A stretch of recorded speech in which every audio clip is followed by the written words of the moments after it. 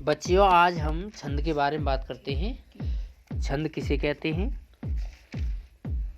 देखो बेटा, छंद वर्ण मात्रा पद यति आदि के नियमानुसार प्रयोग से युक्त रचना छंद कहलाती है। दोबारा देख लो बच्चियों, वर्ण मात्रा पद यति आदि के नियमानुसार प्रयोग से युक्त रचना छंद कहलाती है। छंद के प्रकार आगे क्या है बेटा? छंद के प्रकार। छंद वैसे तो 3 प्रकार के होते हैं, वर्णिक छंद, मात्रिक छंद और मुक्तक छंद, पर अत्यधिक जो बार आता है वो वर्णिक छंद और मात्रिक छंद ही आता है।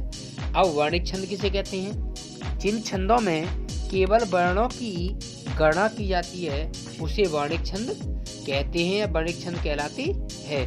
मात्रिक छंद किसे कहते हैं? जिन छंदों में केवल मात्राओं का विधान रहता है वह मात्रिक छंद कहलाती है या मात्रिक छंद कहलाता है।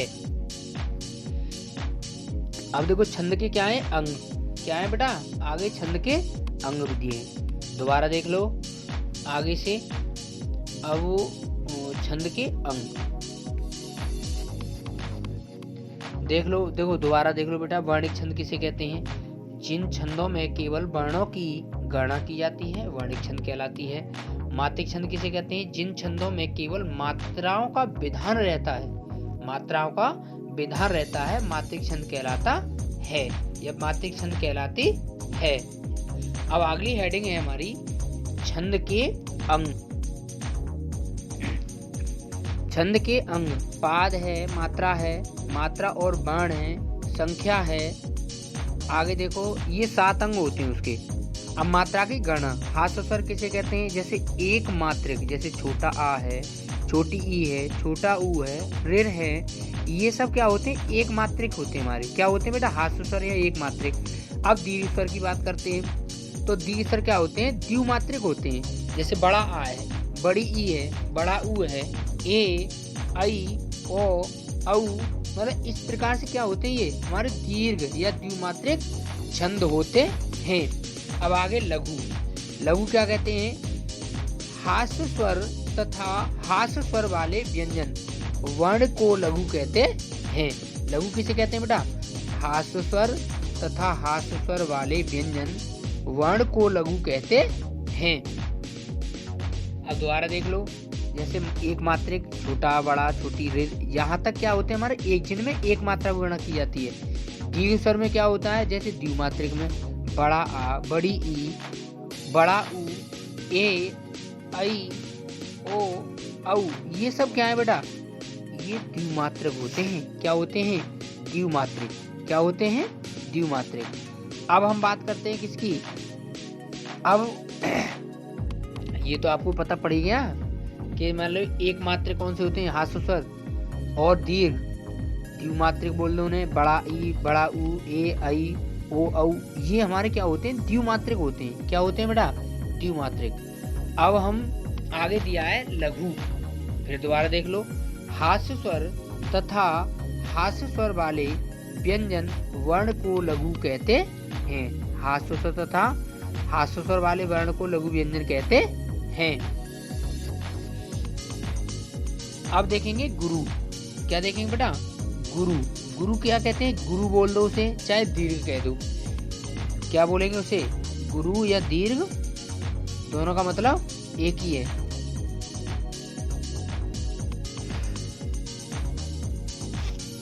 अब देखेंगे दीर्घ स्वर तथा दीर्घ स्वर वाले व्यंजन को वर्ण या गुरु कहते हैं। क्या कहते हैं बेटा?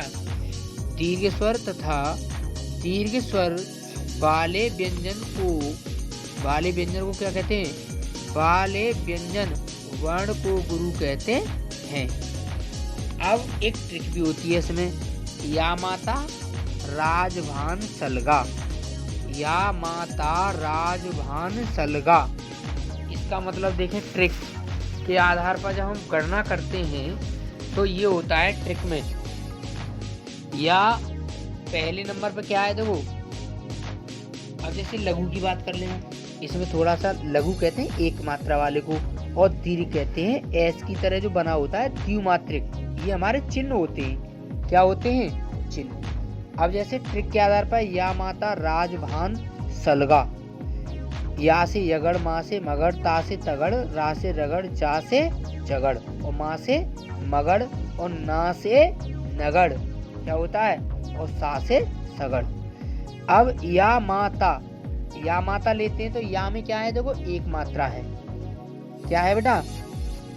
या माता राजभान सलगा, ये तो आपको याद करना पड़ेगा। अब लास्ट में सलगा, ला और गा को अलग कर देते हैं। या माता, या का मतलब एक मात्रा, माँ दो मात्रा, ता तीन मात्रा। अब देखो दोनों में विसर्ग हो गया लास्ट में, माता बड़ा हो गया माँ और ता भी बड़ा हो गया, तो दो दो मात्राओं का संकेत दे रहा है। अब आगे देखेंगे मगड़, माँ से गिनती करेंगे, मा ता रा, तो तीनों क्या हो गए, बड़े हो गए इसमें, तो हमारी तीनों मात्रा क्या होंगी, हम बड़े का ही संकेत देंगे। अब देखेंगे तारा आज, ता से लेंगे तारा, तो ता भी बड़ा है, दो मात्रा है, रा भी दो मात्रा और जा एक मात्रा। अब देखेंगे राजभा, तो रा दो मात्रा, क्या करेगा बेटा इसमें, राज, रा दो मात्रा ले रहा है, जा एक मात्रा और भा दो मात्रा। अब देखेंगे जगड़, जा मानु, तो जा एक मात्रा, मा दो मात्रा और न एक मात्रा का संकेत दे रहा है। अब देखेंगे क्या, भानस, भा दो मात्रा, ना एक मात्रा और सा एक मात्रा।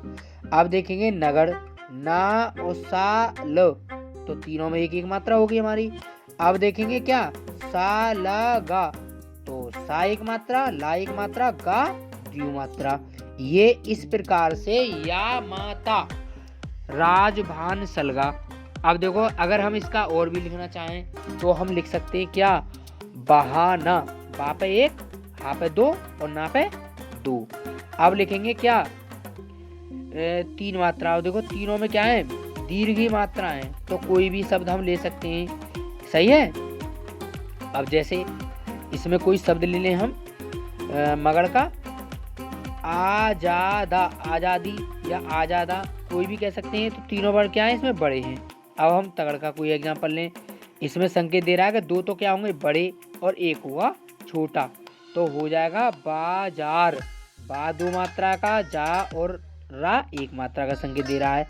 अब देखो रगड़ का, पहले में दो मात्रा, बीच में एक मात्रा और लास्ट में भी, अंत में भी क्या हो जाएगा एक, तो लिख देंगे नीरजा, तो नी बड़ी मात्रा, रा अकेला और जा की दो मात्रा का संकेत। अब लिखेंगे जगड़, तो जगड़ में देखेंगे पहला एक मात्रा, दूसरा होना चाहिए दो मात्रा का। अब जैसे क्या है, प्रभाव, एक मात्रा, भा दो मात्रा और बा एक मात्रा का संकेत।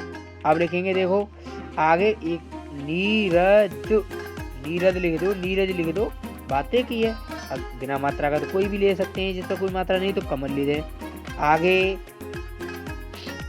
अब देखेंगे क्या, नगड़ का भी हो गया हमारा। अब देखेंगे सगड़ का, सागड़, सा पे क्या एक मात्रा और गा पे भी, तो हम लिख सकते हैं बधुसा या वसुधा, वसुधा, वसुधा में भी देखो दोनों में एक मात्रा, लास्ट में दो मात्रा। इस प्रकार से हम इस ट्रिक के आधार पर हम याद भी कर सकते हैं। ये पता होना चाहिए कि या माता राजभान सलगा, ये आपने ट्रिक याद कर ली तो हम छंद को अपने आप बता सकते हैं कि इसमें कितनी मात्राएं हैं, हम किस प्रकार से गणना करें।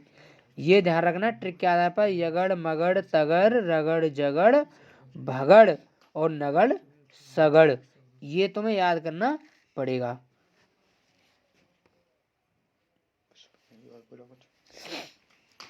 इस प्रकार से हम देखो अपनी कॉपी बनाना चाहें तो हम कॉपी बना सकते हैं। बोर्ड के स्टूडेंट हो बेटा, मेहनत कर लो, देखो मेहनत हमारे कहीं काम नहीं आएगी, तुम्हारी काम आएगी, ठीक है बेटा।